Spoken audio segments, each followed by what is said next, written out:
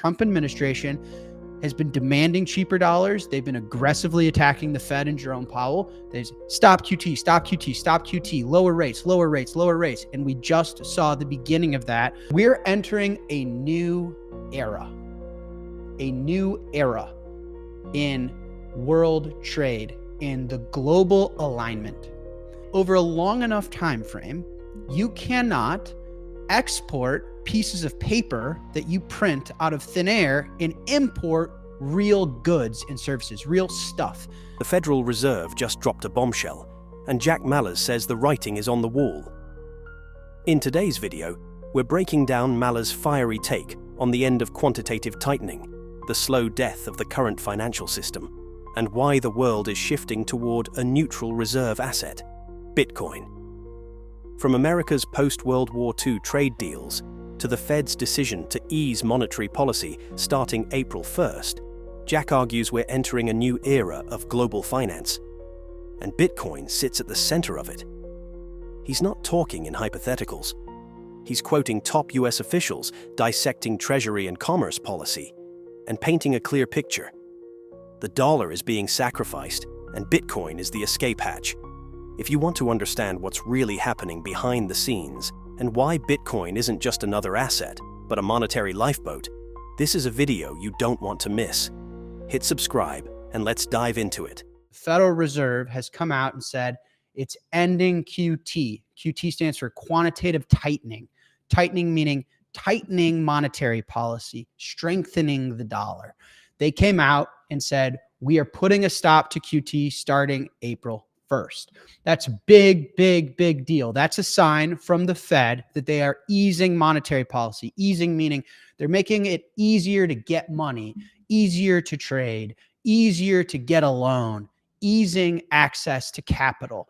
That, of course, is better for the economy. Why were they in quantitative tightening in QT?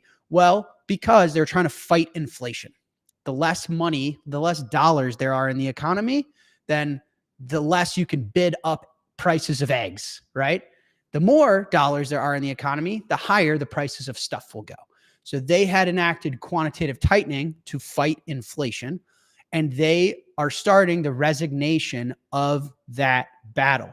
Really big deal. And on the show, we've covered that the Trump administration has been demanding cheaper dollars. They've been aggressively attacking the Fed and Jerome Powell. There's stop QT, stop QT, stop QT, lower rates, lower rates, lower rates. And we just saw the beginning of that, which I think the tide is very slowly turning in favor of Bitcoin and global liquidity and debasing the dollar. We also, since I last talked to you guys, saw two podcast appearances, one from the Treasury Secretary in Scott Bessent, other from the Commerce Secretary in Howard Lutnick. This is the focus of the show today, is I just want to go over what they're saying and, again, analyzing what exactly is going on in the world from a macroeconomic standpoint, monetary policy, global trade, and what it means for Bitcoin. So first of all, I highly recommend listening to the podcast.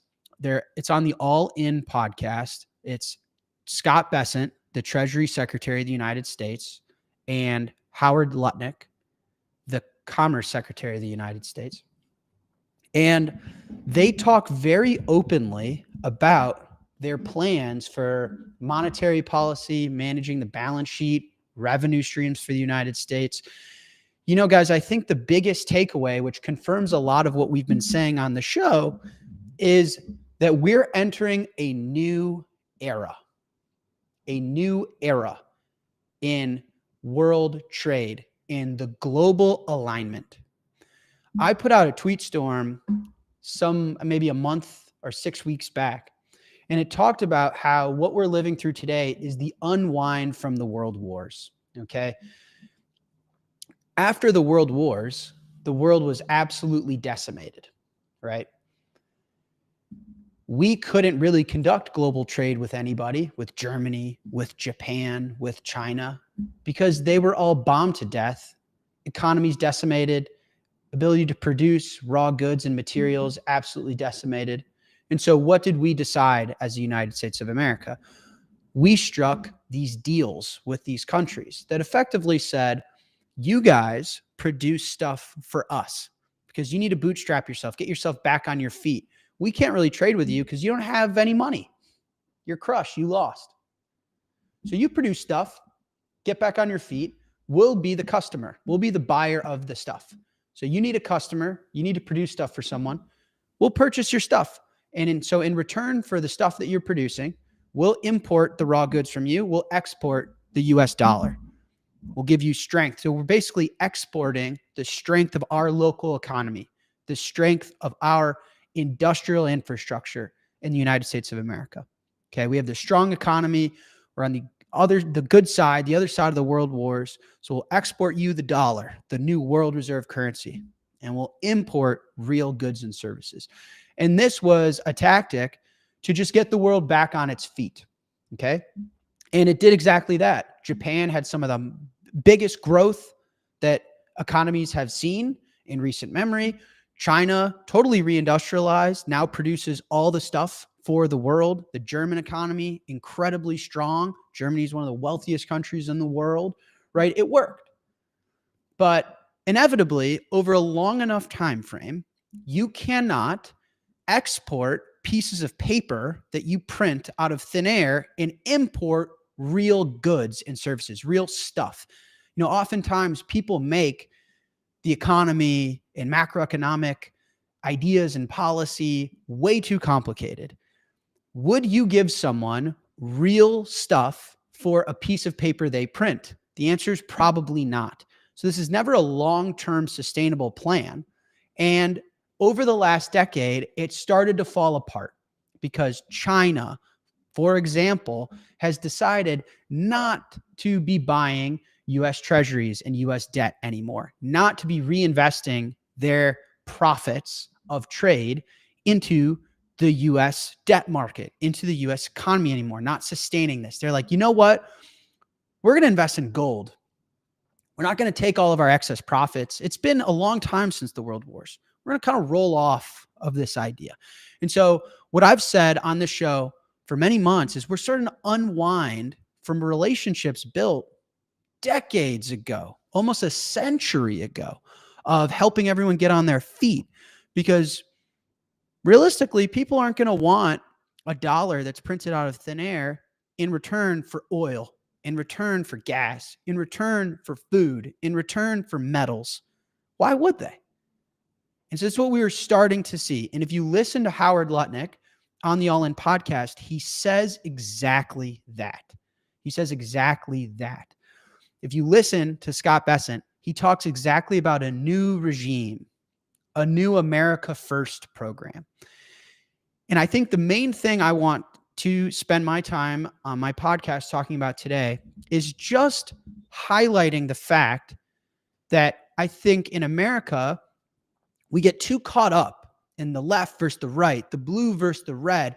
Trump said this, the Dems said this. Just take a step back for a second. What our American leaders are campaigning on, saying on podcasts, going on television and saying is we are architecting something entirely new. Okay? Trump is make America great again. He's changing really big things. This whole America first, America first, America first, right? We're going to reshore production here. We don't want all of the things we use in our life to have a made in China tag on it. We want it made in America, right? We're going to reimpose tariffs. By the way, we had tariffs before the world wars. We got rid of the tariffs again because the world was decimated. We're exporting our economic strength, our stability. Okay. So they're talking about re-architecting the relationships globally, re-architecting the way we trade. And everyone else around the world is re-architecting the reserve capital asset of planet Earth. It used to be the dollar and dollar-denominated assets like treasuries. And now all of these countries are realigning. And you're hearing American leaders literally say that. And so I think sometimes people get too caught up in the the disses and, Trump is orange and the Dems are this. It's just like, put down the guns. Let's not pick sides. Let's listen to what they're saying. What are they actually saying? They're saying that the current economic system is not sustainable. If you listen to the podcast Scott Bessent was on, he said, the reason I am Treasury Secretary right now is because I saw what was happening over the last 4 years and realized our country was going to collapse. We were going to enter a sovereign debt crisis. We're going to go into a Great Depression. And I reached out to President Trump and asked if I could help. Guys, saying it on a podcast. What is that like? How am I interpreting this? The current financial system, the current relationships globally in trade is falling apart. It's breaking. The idea that other countries would give us real goods and services and we would give them fake printed pieces of paper doesn't work anymore. And we need a new system. We need new global trade. We need new financial alignment. That's what, literally the people that run our country are saying this on a podcast on YouTube. And it's what we've been talking about on this podcast, on my podcast for months. I just found it so fascinating. And, my main takeaway, for one, is we're entering a new era. Okay. I would say post-World War II, definitely post-1971, we've been in this fiat currency era. The U.S. exports the dollar and imports goods, services, and debt. Implied in being the world reserve currency issuer, we have to run in a deficit because we're ultimately giving other people the dollar and importing debt and stuff to consume. So everyone else operates in a surplus. We operate in a deficit. Okay. These guys are saying this system is falling apart. This system is dead. This system's not going to last. We're in trouble. We need a new system. We need to operate in a surplus. We need to focus on revenues. We need to focus on local production. That's a huge deal.